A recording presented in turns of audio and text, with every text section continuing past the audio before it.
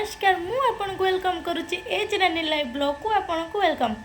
चलते आज बनइबा आमे टेस्टी टेस्टी गाजर हलवा।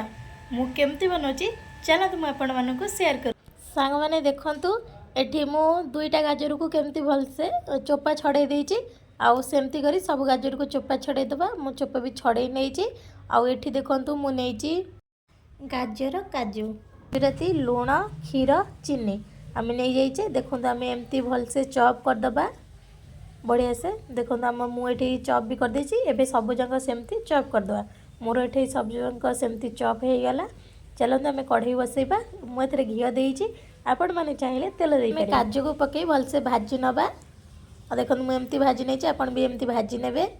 एबे गाजर चॉप करिथिबा गाजर को आम तादरे पकई दबा। आम ताको बहुत बढ़िया से भाजी नबा जमती कि तार गोटे बहुत बढ़िया सुंदर कलर भी पलि आसो। आ धीरे धीरे कलर देखो मोर कलर भी आसूची।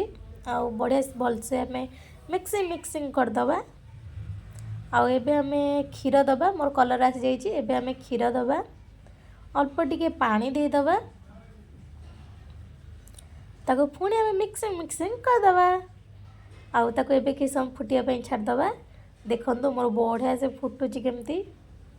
और एबे आम फुंटे मिक्सिंग करदबा। एबे आम चीनी पकईदबा लुण पकईदबा। आम गोले की फुटवाई छाड़दबा।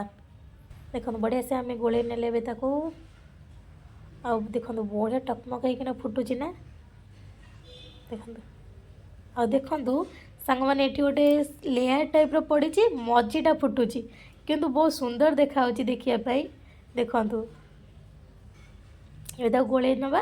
अबे आम काजू पकईदबा गुजराती पकईदबा और तो बड़े से गोले दबा। देखो मोर ए रेडी हो गलानी।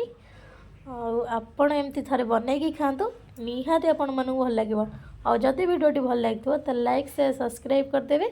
जय जगन्नाथ लव यू ऑल।